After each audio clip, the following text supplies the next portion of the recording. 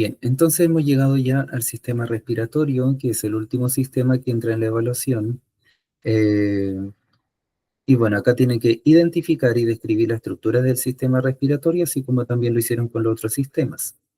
¿Ya?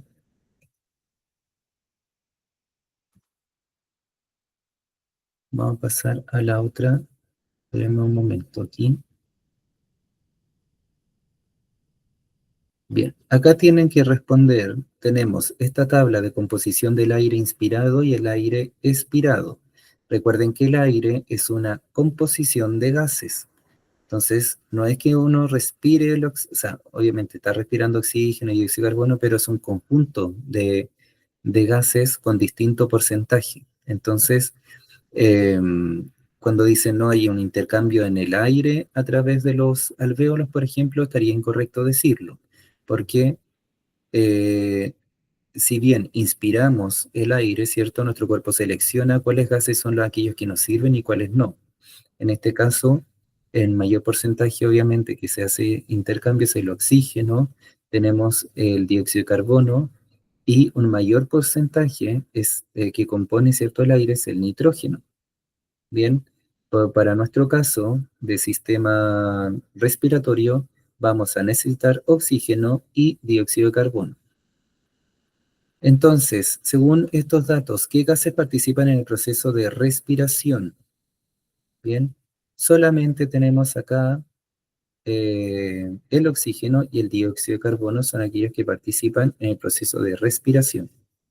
¿Por qué varían los porcentajes de O2 y CO2 en el aire inspirado y expirado? ¿Sí? Si nos fijamos acá, tenemos el aire inspirado un 21%, y el aire que se expira son 16%. Entonces hay una diferencia porcentual, ¿cierto? Porque el oxígeno es aquel que se absorbe y que nosotros necesitamos para eh, nuestras actividades, porque el oxígeno participa también en la producción de energía para nuestro cuerpo y en la respiración celular. El dióxido de carbono vemos que es un 0,03%, ¿cierto? Y el expirado es un 4,0 o 4%.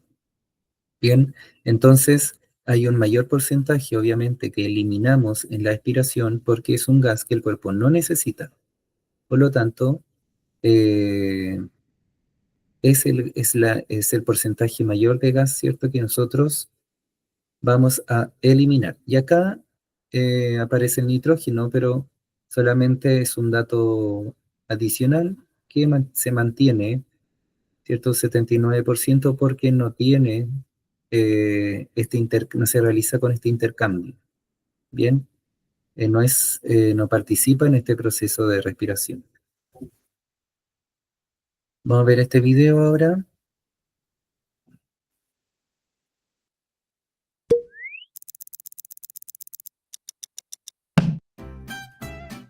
Hoy es Domingo de Salud en Tic Tac Draw y vamos a continuar con la saga de sistemas del cuerpo humano. Y por supuesto, para hablar de ello tenemos al Atlas, nuestro doctor favorito. Hola Tic Tacers. Imaginad que estáis en una carrera. El primero que llega a la meta gana el preciado premio, la victoria definitiva, todo lo que puedas desear. Corres con todas tus fuerzas, pero si la distancia es muy larga, por ejemplo hacia la cima de una montaña, no tardarás en sentirte cansado, te costará respirar. Eso es tu cuerpo pidiendo más oxígeno. En ese momento en que nos cuesta respirar, te darás cuenta de que tu corazón también va más rápido. Eso es porque, aunque ahora hay más oxígeno en los pulmones, aún hace falta distribuirlo por todo el cuerpo, y de eso se encarga el corazón. Pero para eso, el aire y la sangre tienen que estar conectados, ¿no? ¿Cómo va a pasar si no el oxígeno del aire a los tejidos del cuerpo? Pues sí, así es, pero deja que te cuente un poco más antes de llegar a esa conexión. El sistema respiratorio empieza en la nariz o la boca, por donde inspiramos el aire. Este aire pasa a la tráquea, un tubo largo por donde solo pasa ese aire y que es distinto del esófago, otro tubo por detrás de la tráquea por donde va la comida. Como veis, el cuerpo tiene un sistema para separar el alimento de las vías respiratorias. Para eso utiliza la epiglotis, una estructura que cierra la tráquea cuando deglutimos. Por eso no podemos tragar y respirar a la vez. Venga, intentadlo. Al final de la tráquea están los bronquios, unos tubos que conectan la tráquea con los pulmones. Si es que al final somos un sistema de tuberías muy complejo. Cuando inspiramos lo hacemos con la ayuda de los músculos de nuestro tórax y del diafragma, un músculo muy grande e importante que está justo debajo de nuestros pulmones. Al inspirar, el diafragma baja, permitiendo que los pulmones se distiendan, se hagan más grandes para poder contener más oxígeno. Y al expirar, el diafragma sube para extraer el aire. Como cuando apretamos el tubo de la pasta de dientes para sacarla del envase. Pero espera, que ahora viene lo bueno. ¿Recuerdas que decíamos que el sistema respiratorio es un sistema de tubos? Pues bien, después de pasar por el tubo de la tráquea, el tubo de los bronquios, llegamos a tubos más pequeños, los bronquiolos, que nos llevan a los alveolos. Sí, parece un trabalenguas, pero en los alveolos es donde ocurre la magia. Los alveolos son sacos diminutos, microscópicos, muy pequeños e inmensamente importantes. ¿Sabes por qué? Porque hay más de 600 millones entre los dos pulmones y aquí es donde el oxígeno del aire logra pasar a la sangre. Porque cada uno de los alveolos está recubierto por pequeños vasos sanguíneos, los capilares, que son los que transportan ese oxígeno desde los alveolos hasta el resto del sistema circulatorio. Pero, ¿queréis saber algo todavía más fascinante? Estos capilares están compuestos por los dos venas y arterias a la vez. ¿Sabéis para qué? Las arterias llevan el oxígeno a los tejidos gracias al bombeo del corazón y las venas recogen la sangre sin oxígeno para volver a oxigenarla. Así es, las arterias y las venas también están conectadas en algunas partes del cuerpo, como en los alveolos. De esta manera también podemos eliminar el CO2, que es un gas de desecho que se produce con muchísimas reacciones químicas en el cuerpo. La sangre sin oxígeno al que transporta al CO2 en su camino hacia los alveolos e intercambia el CO2 por oxígeno.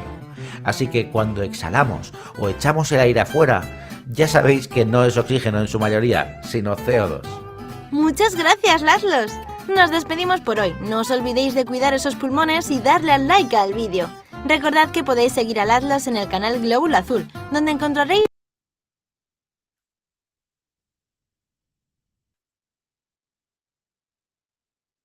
un...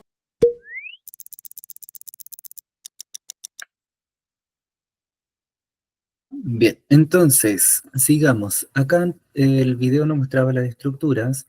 Aquí en la imagen, ¿cierto? Esta imagen apareció en una de las evaluaciones que hicimos. Entonces, bueno, acá tenían que usar, ¿cierto? Ubicar los nombres de las estructuras. Partimos por la primera estructura, que es la boca. Luego tenemos la faringe, que es el conducto mixto por donde pasa alimento y aire. Luego tenemos la laringe, que indica acá, ¿cierto? Que es el conducto fonador, donde se encuentran las cuerdas vocales. Si ustedes se presionan acá, nuestra voz, ¿cierto? Empieza a vibrar de una forma distinta, ¿cierto? Que eso también lo hicimos y, bueno, causaba mucha gracia. Luego tenemos la tráquea, que es un conducto anillado, bien, que se ramifica en dos conductos llamados bronquios. Los bronquios ya están ingresando a los pulmones y se ramifican en conductos mucho más pequeños llamados bronquiolos. De los bronquiolos, acá abajo se ve como un zoom, ¿sí? Y este zoom, entonces me está indicando estos sacos alveolares, ¿bien? Cada uno de estos es un alveolo muy pequeñito y que va a permitir, ¿cierto?, el intercambio de gases, oxígeno y dióxido de carbono. Y aparte acá tenemos un músculo, ¿bien? Llamado diafragma, que permite, ¿cierto? Uno, la separación del sistema digestivo con el respiratorio, y lo otro que permite también el cambio de presión en la caja torácica para poder realizar el proceso de inspiración y de expiración. Bien, sigamos entonces la ventilación pulmonar. Para esto solamente es realizar el ejercicio de inspirar si yo coloco ¿cierto? Mis manos en las costillas, yo voy a inspirar, ¿sí? ¿Qué pasa con mis costillas y con los músculos intercostales? ¿Qué va a ocurrir? Entonces, los músculos intercostales son los músculos que están entre las costillas, ¿ya? Tenemos el diafragma y, bueno, las vías respiratorias que están acá y nos está indicando las flechitas de color azul. En la inspiración, el aire ingresa por la nariz, hace todo el camino hacia los pulmones y las flechas negras van a indicar que los músculos intercostales se van a contraer y van a elevar las costillas. Entonces, músculos intercostales se contraen, ¿cierto? Las costillas se elevan o suben, el diafragma se contrae y baja. ¿Por qué baja? Porque hay que hacer un mayor espacio en nuestro tórax para poder, ¿cierto?, realizar este intercambio de gases, ¿ya? Si no, no sería posible. En la expiración, el mecanismo, ¿cierto?, de ventilación acá es todo lo contrario. Los músculos intercostales, ¿cierto?, se relajan, por lo tanto van a bajar las costillas, ¿ya? Y en el caso del diafragma, ¿cierto?, se va a relajar y va a subir, ¿sí? Recuerden que la inspiración, el diafragma se contrae y baja. En la expiración, el diafragma se relaja y sube.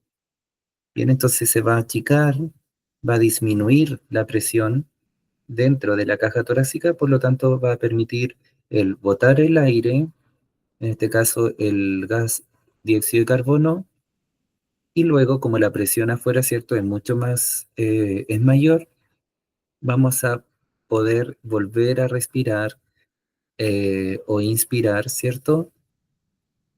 Llevando el oxígeno nuevamente hacia los alvéolos. Esa es más bien la mecánica de ventilación pulmonar, ¿ya? Bien, ¿qué nos queda? El tema del intercambio gaseoso, ¿ya? Recuerden que la sangre roja, es sangre oxigenada, y la sangre azul interpreta la sangre sin oxígeno o no oxigenada, ¿ya? Tenemos acá la membrana alveolo-capilar, tenemos el capilar sanguíneo, bien, tenemos el alvéolo, y acá se nos muestra la simbología de color azul, oxígeno, color negro, las partículas de dióxido de carbono. Entonces, llega el aire, bien, el aire inspirado con un porcentaje elevado de oxígeno y un menor porcentaje de dióxido de carbono también, ¿cierto? Pero aquí nos interesa que el oxígeno, que es de color azul o celeste, como vemos en las imágenes, pasa a través de difusión simple, porque está más concentrado dentro de la pared del alvéolo o dentro del saco alveolar que en el capilar, ¿sí? Entonces, vamos a ver que ingresa el oxígeno, se sube este carrito que yo le explicaba, que eran 4 átomos de oxígeno por los 4 átomos de fierro o de hierro, ¿cierto? Que están dentro del glóbulo rojo, y continúa su viaje, y al mismo tiempo se va, ¿cierto?, eliminando o traspasando, bien, el dióxido de carbono hacia el alveolo para ser expulsado a través de nuestras vías respiratorias. Entonces, ese es el intercambio que se realiza, ¿sí? La sangre envía, bien,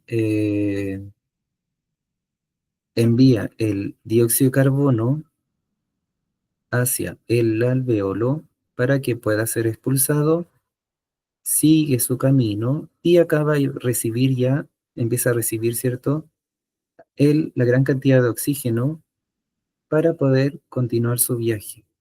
Entonces aquí es solo tema de seguir las flechitas por acá, perdón, aquí. ¿Sí? Este es el viaje. Entonces, entrega dióxido de carbono, recibe oxígeno y continúa su viaje. ¿A dónde? Hacia el corazón. Recuerden que acá tenemos ya que ir uniendo y relacionando los sistemas. Esto ocurre en los pulmones, la sangre oxigenada se va hacia el corazón e ingresa a través de las venas pulmonares, que son, recuerden, una de las excepciones, ya porque lleva sangre con oxígeno, y las venas en general llevan sangre sin oxígeno. Bien, esto lo pueden ver en más detalle también en el texto del estudiante. Bien, acá dice, Pedro y Ana realizan una caminata hacia el volcán. Villarrica, Pedro va súper bien, pero Ana siente que le falta el aire. En un momento Ana no pudo más y se desmayó. ¿Qué sistema del organismo se vio afectado en Ana? ¿Crees que la altura tuvo relación con lo sucedido? Argumenta. Bien, acá lo que ocurre es que a mayor altura, ¿cierto? Hay una menor presión. ¿Por qué hay una menor presión? Porque falta, ¿cierto? Oxígeno, falta de gases. Entonces, si falta oxígeno, obviamente que Ana no se iba a oxigenar bien, es lo que nosotros decimos como que nos falta el aire, ¿cierto?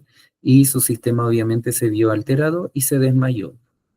Acá puede ser sistema circulatorio y sistema respiratorio en conjunto, ¿bien? Porque no hubo una oxigenación del cuerpo, por lo tanto, la consecuencia fue el desmayo.